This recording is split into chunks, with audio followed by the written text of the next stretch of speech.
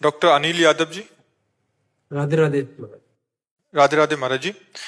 महाराज जी, आप कह रहे हैं कि आप कुल सचिव हैं छत्रपति साहू जी महाराज विश्वविद्यालय कानपुर के। महाराज जी कह रहे हैं कि उस विद्यालय में 5 लाख छात्र अध्ययनरत हैं और इस समय कई देशों में हमारे विश्वविद्यालय में आकर भारतीय ज्ञान परंपरा, अध्यात्म एवं भारतीय संस्कृति की शिक्षा नालंदा तथा तक्षशिला विश्वविद्यालय की भांति ले रहे हैं। महाराज जी, आप गीता के साथ साथ सभी शास्त्रों के प्रकार ज्ञाता हैं तथा विभिन्न चैनलों के माध्यम से पूरे संसार में इसका प्रचार प्रसार कर रहे हैं तथा मानवता को नई ऊंचाई पर ले जा रहे हैं। इस कार्य हेतु विश्वविद्यालय प्रशासन आपको पीएचडी की मानद उपाधि प्रदान करके अपने को गौरवान्वित होना चाहता है। महाराज जी, आप इस उपाधि को स्वीकार करें, ऐसा इनका भाव है। किसके लिए बोला? आपके हमारे लिए? नहीं नहीं नहीं, हम उपाधि मिटाने के लिए तो बाबा जी बने, उपाधि नहीं। कोई भी उपाधि जो है साधु को छोटा कर देते हैं। हम जिस उपाधि में हैं उस उपाधि से सब छोटे हैं। हम भगवान के दासत्व में हैं।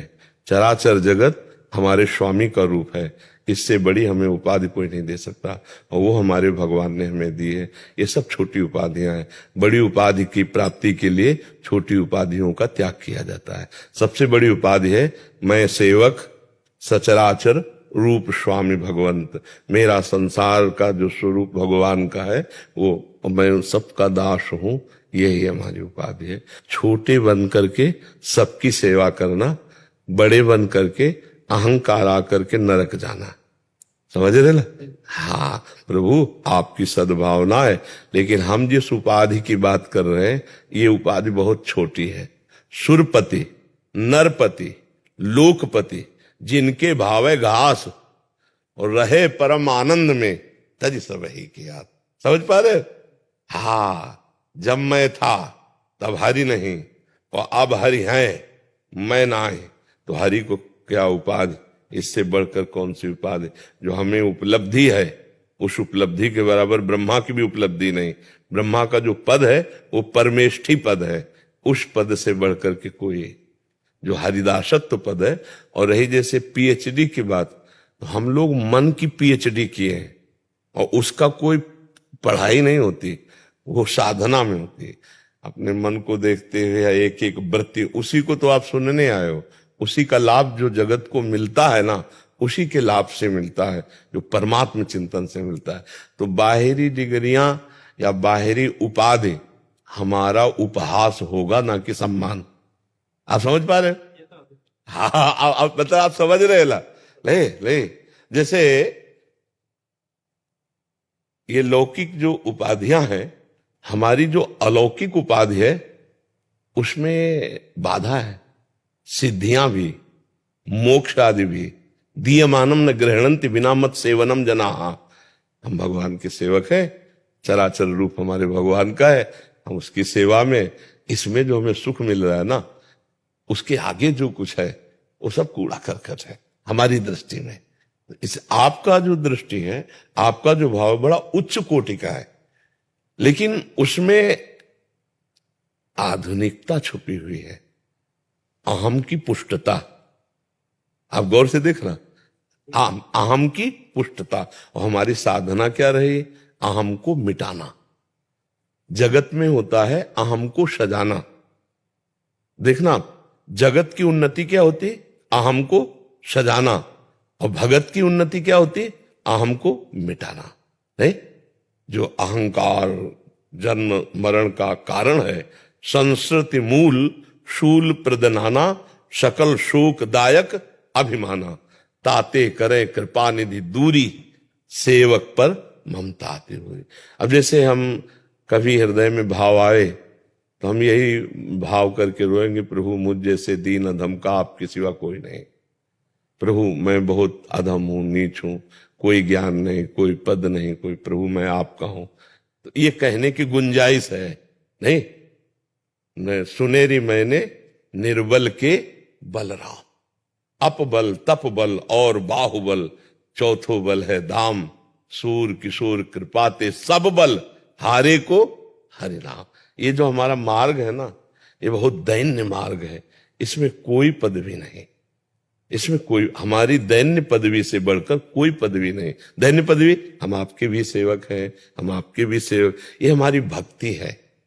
उमा जे राम चरण रत विगत काम मद को निज प्रभु में देखे जगत। इससे बड़ी सिद्धि क्या होगी? आपकी जो भावना है वो लोकवत अहम को तो खुशी हो सकती है, लेकिन जो अहम भगवान के चरणों में समर्पित हो गया उसके लिए इसका कोई महत्व नहीं। समझ रहे? हाँ, आप धन्य हैं जो आप ऐसी भावना करते हैं, पर इससे भी ऊपर एक भावना है जिसका परिचय आपको इस भावना के कारण मिला। नहीं तो हर्षित होने का विषय है ना। हाँ हाँ, बहुत बढ़िया, कुछ नहीं। ये क्या है? सुरपति नरपति लोकपति, ब्रह्मभूता प्रसन्नात्मा, न सोचति न कांक्षति, समा सर्वेषु भूतेषु मद भक्तिम लभते पराम। अभी तक कोरा रजिस्टर है, उसमें केवल दासत्व ही रहेगा जीवन भर। दूसरा, गुरु कृपा से अब तो फिल्म का अंतिम सीन आ रहा है बस ऐसे कोरल चदरिया जैसी की तैसी धर दीनी, झीनी रे झीली। कबीरदास जी कह रहे ला, जैसी की तैसी, कुछ लिखावट लई कुछ बनावट लई, जैसी दी थी मालिक आपके चरणों में वैसे रख दी। राधा राधा राधा राधा राधा। जी, एक प्रश्न है मेरा जी। हम हमारे जो विश्वविद्यालय में काफी कर्मचारी हैं, कुछ गलत काम करते हैं तो रिश्वत लेना चाहिए, तो मैं कार्रवाई कर रहा हूँ, तो वो हमसे अप्रसन्न रह रहे हैं काफी लोग। अप्रसन्न रहने दो। अभी इस बच्चे को क्या बोला? अगर धर्म के विरुद्ध आचरण कोई करता है, अगर एक दो बार विनय के द्वारा नहीं समझता है, एक दो बार तो हम विनय करते हैं, जैसे साधुता हमारा अध्यात्म कहता है कि आपने गलत किया, हम आपसे कह रहे हैं आपने गलत किया, आप कहते हैं जी प्रमाणित है गलत है, हाँ, तो हम आपको एक बार क्षमा करने की कोशिश करते हैं यदि अपराध क्षमा करने योग्य है तो। लेकिन दोबारा और फिर तिबारा ये हम चांस आपको नहीं देंगे। तो हम अगर उनको छूट दे देंगे तो वो बहुत अराजकता फैला सकते हैं, बड़े अपराध प्रवृत्तियां बढ़ सकती हैं। बच्चे हैं, बच्चियां हैं, आते हैं। अगर कोई भी कर्मचारी जरा भी किसी भी तरह अपराध प्रवृत्ति का पाया जाए तो दंड विधान के द्वारा उसको पवित्र किया जाए। अगर दंड विधान नहीं होगा, भय नहीं होगा, तो उसकी प्रवृत्ति बढ़ती चली जाएगी और वो खुद अपना नाश करेगा और चार को और भी दें। तो वो अप्रसन्न रहे या प्रसन्न रहे इससे मतलब नहीं होता। हमें देखना होता है हम धर्मयुक्त हैं कि नहीं, कोई सपोर्ट दे या ना दे। अगर हम धर्मयुक्त हैं तो हमारा सपोर्ट भगवान, धर्मो रक्षति रक्षिता, धर्मवान पुरुष की रक्षा स्वयं धर्म करता है, आपको किसी के सपोर्ट की जरूरत नहीं। अच्छा, जब आप धर्म के विरुद्ध आचरण करने वाले का विरोध करेंगे तो चार आपका विरोध करेंगे ही, वो अप्रसन्न होंगे ही, वो निंदा करेंगे, वो प्रतिकूल व्यवहार भी करेंगे, वो आपके ऊपर वार भी करना चाहेंगे, लेकिन आपको डरना नहीं है।